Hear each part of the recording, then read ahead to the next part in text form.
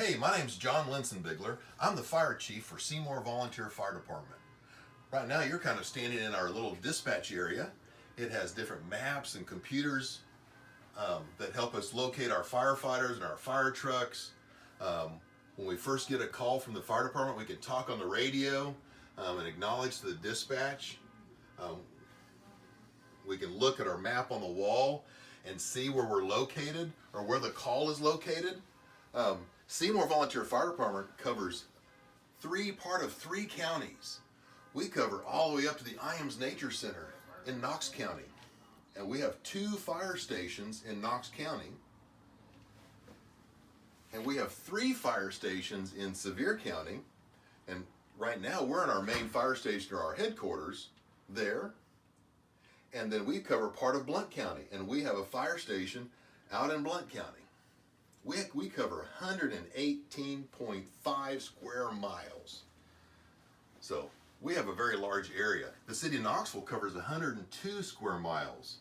So we don't have the dense population like the city of Knoxville does, but we have a big area to drive around when you call 911. So therefore we have to talk to 3 different 911 centers. So when you call 911, when you have an emergency, you know that number, right? Who are you going to call? 911. If you live in one of these counties and you're in our fire district, our radio goes off, so then therefore we'll get information on our telephone, but we look at the maps, make sure we know where we're going. Our phones, or in here, we'll be able to see where our trucks may be responding from.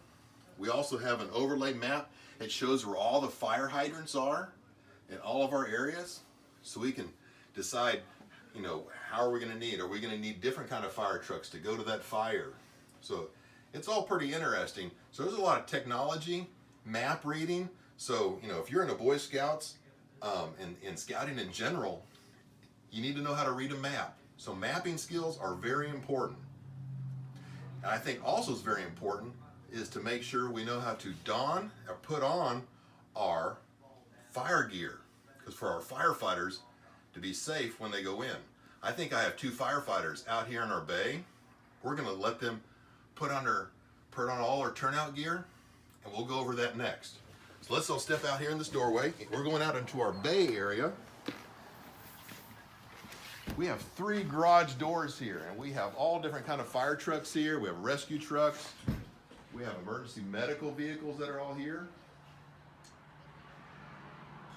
We also have a basketball goal because we have to stay in shape. Obviously, with my pictures earlier, I don't play much basketball anymore.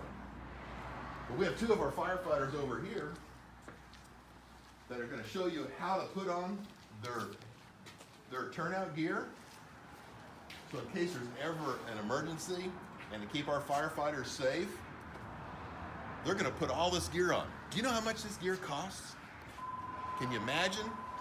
A full set of gear is around $3,000. We'll say $3,000. Well, if you add the air pack, that's another $3,000. If you add a radio, that's several $1,000s. So it may take almost $12,000 to protect one firefighter going to a fire.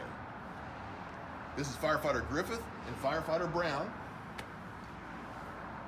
And we're going to videotape them showing you how to put on all their gear. This is not a time drill, but they're going to go through the whole practice here. So you guys can start whenever you want to.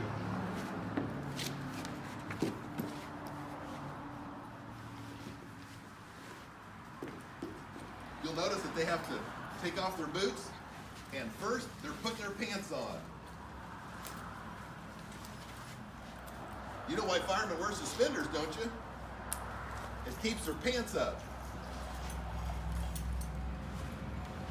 You see them putting their hoods on. They're getting their big coat on.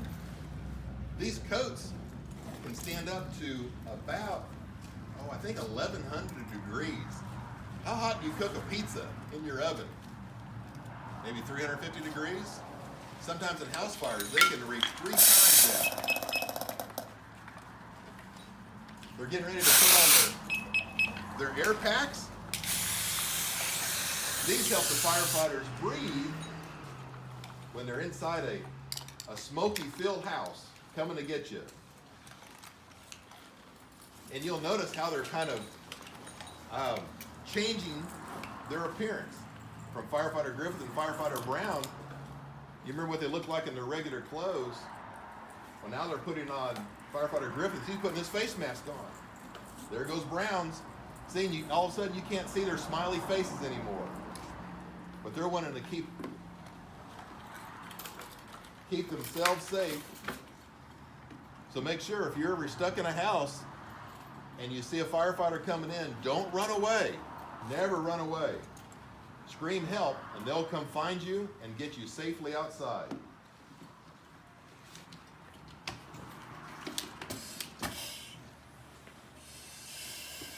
There we go.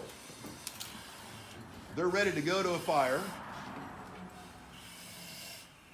For safety's sakes, this is just for an experiment, but we don't ride tailboard anymore. I told them I wanted to do it like I used to do when I was young.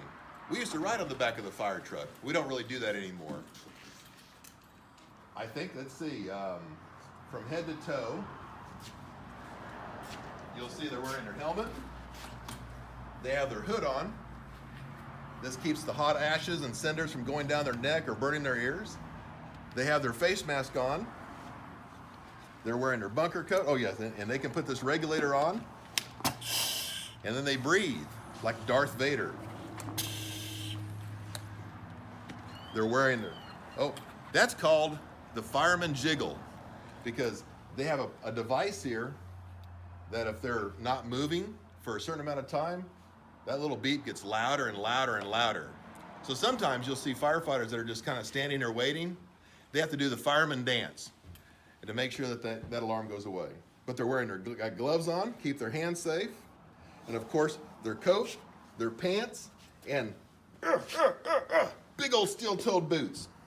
So when the chief comes up and I step on their foot, it won't hurt them. Or if they step on a nail, you know, they have to be safe. Let's see, Firefighter Griffith, he has a flashlight here. So when it's dark in the house, he's able to turn that flashlight on to see. He also has his microphone here, because sometimes when they have their mask on, it's very hard to see. So they can come up there and they can be able to talk. We found a victim in here, and they can do that. Let's see, what else? Turn around there, Firefighter Griffith. Yep, you can see the back of his. This is the air bottle. This thing has 4,500 pounds per square inch of air in these things. And under normal circumstances, they can stay inside a smoky environment for well over a half an hour. Let's see, what else does Fireman Griffith have on here? Oh, that's his radio pack right there. He has his extra gloves here, because sometimes you want to have an extra set of gloves, because these are big, heavy-duty fire gloves, but sometimes we want to switch out in case maybe we're doing a car accident and they need to have their rescue gloves.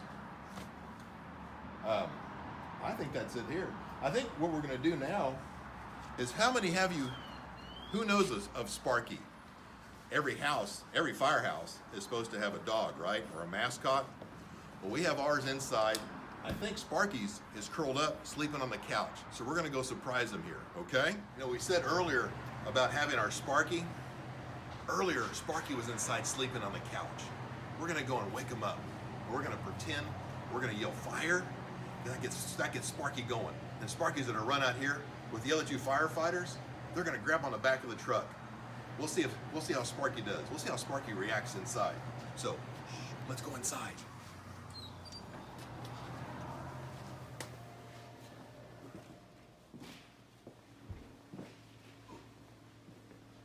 Sparky's sitting up on the couch again. He's not supposed to be on the couch. He knows better than that.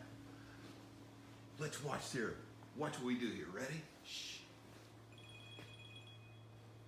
Fire! Fire! Fire! Fire! Fire! Fire! Fire! Come on, Sparky! Oh! I'm gonna get the door for Sparky. Hold on, Sparky!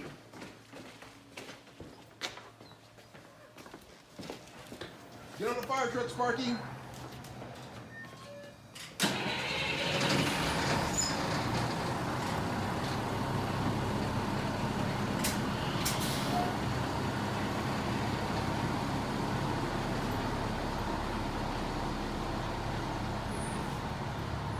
There goes Sparky and the firefighters.